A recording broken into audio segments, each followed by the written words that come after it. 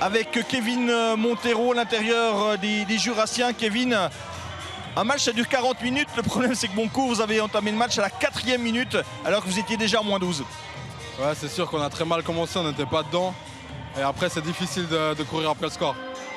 Comment est-ce que ça s'explique ce 14-2? C'est le voyage? C'est le manque de compétition le week-end passé? Ou c'est tout simplement un Montais qui a mieux joué que vous au début de partie?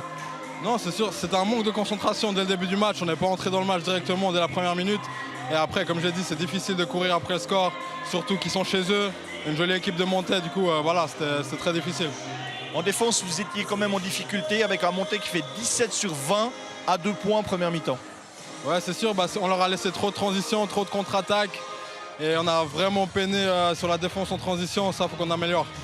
Il y a un sentiment de se dire on n'est pas passé loin quand même, parce que durant les 3/4 du match, vous faites jeu égal avec Montais à domicile.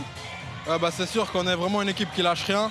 On a essayé de revenir, mais on a trop donné d'énergie durant le 3e quart et c'était difficile durant le 4e pour vraiment revenir coller au score. Est-ce qu'à moins 17, vous vous êtes dit ça y est, c'est fini? Ou au contraire, sous le banc, le coach, vous les joueurs sur le terrain, même à moins 17 à 15 minutes de la fin, on continue, on va se battre jusqu'au bout? C'est sûr, si vous connaissez le coach, il ne va jamais dire c'est fini. On baisse jamais les bras, vous avez vu en coupe contre Vevey, on est revenu de moins 14. Du coup, deuxième mi-temps, on est revenu pour venir. On a collé au score par moment, mais comme j'ai dit, l'énergie, on n'avait pas l'énergie pour venir dans le match.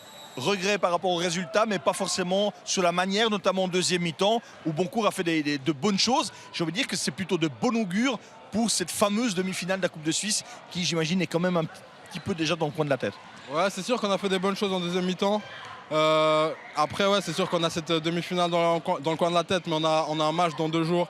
Donc on va se concentrer, on va faire vidéo demain et puis tout donner pour dimanche. Merci beaucoup, Kevin, d'être venu à l'interview.